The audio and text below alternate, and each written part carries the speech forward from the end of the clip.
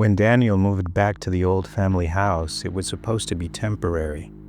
His parents had grown frail, both of them shuffling toward a state neither could admit. His mother forgot things.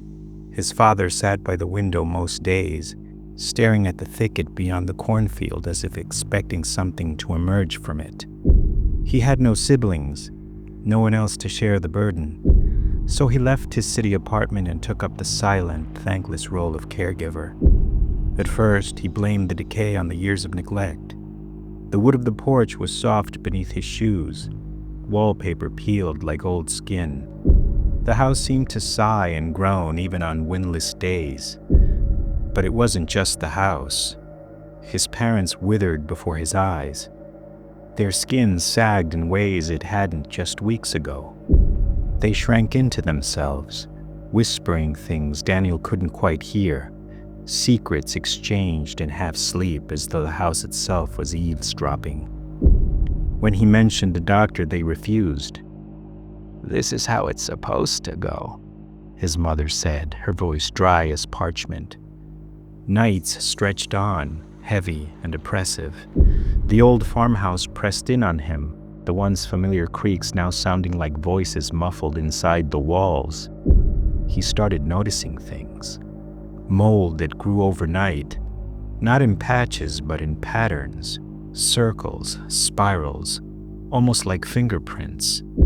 Dust that never settled, swirling in corners no matter how often he cleaned. Objects would go missing and reappear in places they didn't belong. His keys buried in the dirt of a potted plant, a spoon sunk into the water tank in the attic. And the mirrors. Every mirror in the house began to warp, showing not reflections but distortions, elongated shadows that lingered even after Daniel walked away. One night, unable to sleep, he wandered to the attic. He hadn't dared go up there since he was a child, but something, a compulsion maybe, drew him. The air was thick, like breathing through wet cloth. The light from his flashlight flickered, almost as if it didn't want to show him what lay ahead. In the corner sat an old rocking chair facing the wall, and above it, on the plaster, were handprints. Dozens of them, small, childlike. But Daniel had no children. His breath caught when he saw what was written beneath the smeared prints, barely legible under the dust and mildew. "Stay here. Feed us." He staggered back, nearly tripping over something soft. A cradle, empty. Only it wasn't. As his flashlight steadied, he saw the inside was lined with photos of him, baby pictures, school portraits, and most recent, photos from the city. Photos he had no memory of anyone taking. Photos of him sleeping. He rushed downstairs to confront his parents. They were sitting in the living room, where the wood-paneled walls seemed closer now, almost pulsing with a heartbeat of their own. "You knew," he said, trembling. They looked at him, not with fear, but with relief. "Of course," his father whispered. "You were always meant to come back."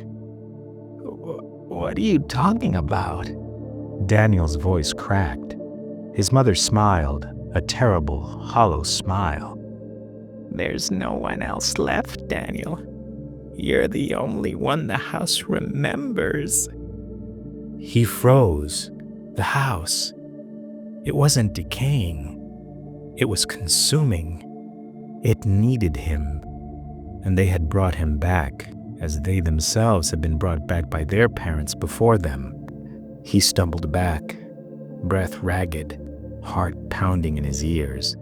"No," he whispered. "I just got here.